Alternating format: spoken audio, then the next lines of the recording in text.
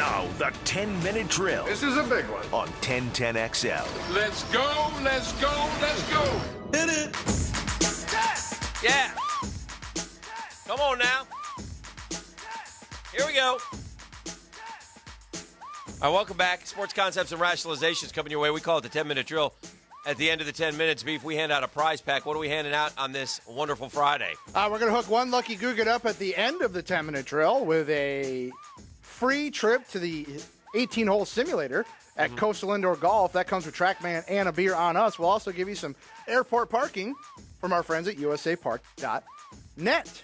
You could make an argument that this would be the last football-free weekend of 2019. I think that you don't even have to make an argument. It's true. It's true. I mean, we have football Thursday, Dan. 8-1, Hall of Fame game. Yes. Now, look, there won't be football on Sunday, so it's not necessarily a football weekend. Right. But this is the first weekend. This is the last weekend before we have tackle football. Right. Happening on your television screens. Because I was looking, I noticed the preseason has become so irrelevant, with all due respect to the multi-billion-dollar industry known as the National Football League. Yeah, they get their money either way, so I don't think they care. It's become so irrelevant that they play a bunch of games on Thursday. All four of the Jags preseason games are on Thursday this year. So I was curious. But for example, we have a Thursday night game this week coming up, and that's it. Then the following weekend, right, we have the only Friday games are Tampa, Pittsburgh, and Minnesota, New Orleans, and then there's 3 Saturday games, and that's it. The rest of them are on Thursday. The following weekend, we have more. We have a bunch on Saturday, and we actually have 3 on Sunday, August 18th, at 4 and 8 o'clock. And then week 3, same thing, only 1 game on Sunday, but that's NBC. So, and then week 4, everything's on Thursday, as you know. But we'll be into college football that weekend. So if you count next Thursday, this would be the final football-free weekend of the year, although only 1 game next week, and that falls on a Thursday. Now for you, like national TV viewing folks, you've got the Hall of Fame game, AUG 1. There won't be a national TV game, again, until week 2 of the preseason, AUG 15. Right. So if you're watching like national TV. But NFL Network shows. Yeah, they replay all the games, and the Jaguar game will be on Thursday night, August 8th. So, there will be games. But the next, if you're just somebody who just wants to watch the games live on national TV, you'll have the Hall of Fame game, AUG 1, and then the next game up will be Thursday, August 15th, Clash of the Titans, Raiders-Cardinals. Well, it's I don't know if it's 100% official yet, but when you're the Dallas Cowboys, you do training camp where? On Cali. In Cali, in Oxnard. Right. Yes. Right? Yes, as one does. So I suspect that they all meet in Texas where they all congregate to. That's the game plan. And yesterday, Dan, Jason Garrett, well, I guess this would have been 2 days ago. Jason Garrett said he fully anticipated number 21's arrival, not worried at all. Yeah. Well, you better start worrying because Zeke Elliott was not on the team plane. According to multiple reports. Oh, no. Now, it doesn't make him a holdout yet. Right. They report this morning. Maybe he's got a Jalen Ramsey-like arrival planned, or have the Raiders started? Because I haven't seen Antonio Brown's arrival. He always does something crazy. Yeah, I'm not sure. They may start today. Yeah.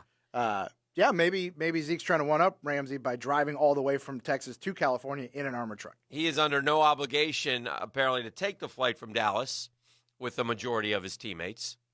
But Elliott has still not committed to showing up at camp, so it could be a holdout situation like Trent Williams of the Redskins, Jan here, Michael Thomas of the Saints, and Melvin Gordon. All players who hold out at training camp are subject to fines of $40,000 a day. Raiders report today. All right, good. So we'll see if Antonio comes in like a submarine. Who knows? Zeke wants to leapfrog Todd Gurley's extension. The problem is that extension didn't work out so well for the Rams. Right, so if you're the Cowboys, you're like, ew. Yeah. So I guess my question is, Beef, if you're the Dallas Cowboys, would you pay show me the money to Zeke Elliott? Yeah. Yeah. You're a player guy, man. No, I'm just saying.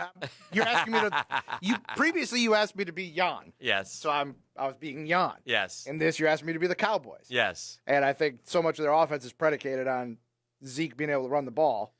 Gurley hides a lot of Dak's warts. Gurley got 4 years, $57.5 million, money average of 14.3 per year. Gurley had $34.5 million fully guaranteed by March 2019. And the Rams are facing a decision on whether to fully guarantee Gurley another $10.5 million by March 2020. I got news for you.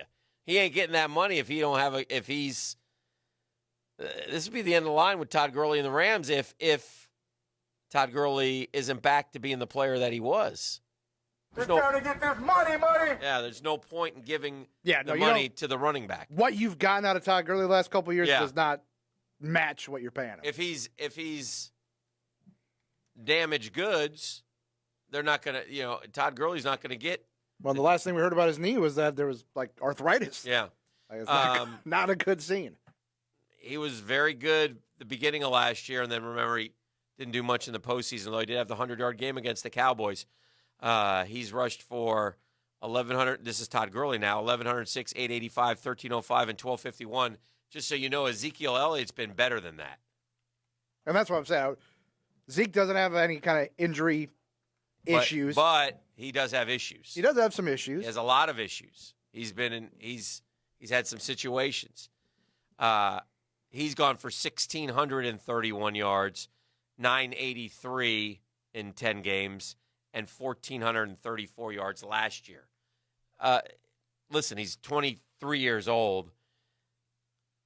He's going to get the money from somebody. He's arguably the best running back in the NFL. You have to make up your mind of what you're going to do. It would seem to me if you're the Dallas Cowboys, you want Zeke Elliott. Correct. If you feel like you're a Super Bowl team this year, you don't want to not have Zeke Elliott. So, and I don't know. I would assume they feel like they're a Super Bowl team. Yeah. I think they certainly feel like they're the best team in the East.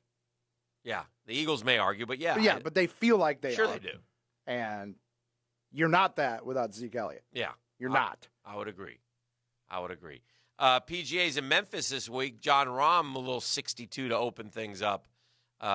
So he is the leader at the World Golf Championship event, the FedEx St. Jude Invitational. John Rahm, 3 shots clear of everybody after a 62. Patrick Cantlay, Bubba Watson, and Cameron Smith all 5 under, along with Hideki Matsuyama and Shugo Imahira. The big boys all like 2 under and weren't that impressive at all. Brooks Koepka -2. I think Dustin Johnson was -1. I think Rory was -1. So nothing special from any of those guys at their event. Jaguars get on the practice field today. Again, day number 2. They'll go about 8:45. Again, it's open to the public if you'd like to go out and watch. I'll say this about the one thing about the Jags. I'll say I don't as compared to last year, we had our Chili guy on with us yesterday from practice. Oh, Fan Cam. Fan Cam was on. Saw the boys out there getting after with the chili. Yeah. I'll say this. Even with the addition of Nick Foles, not quite the buzz that there was a year ago. Obviously, a year ago, we had Super Bowl aspirations. We want to return to greatness this year, but there's not. I mean, and I understand why. First off, look, it's Thursday. It's early. So it wasn't a huge crowd at all. We'll see what happens this weekend. Yeah, it was but I don't think there's the general. No, there's not as much juice. Yeah, not as much juice as there has been last but like year. you said, it's a mix of things. It was middle of the week. It's early in the morning. Yeah. And you're coming off 5-11. Yeah. How juiced are people going to get? Yeah.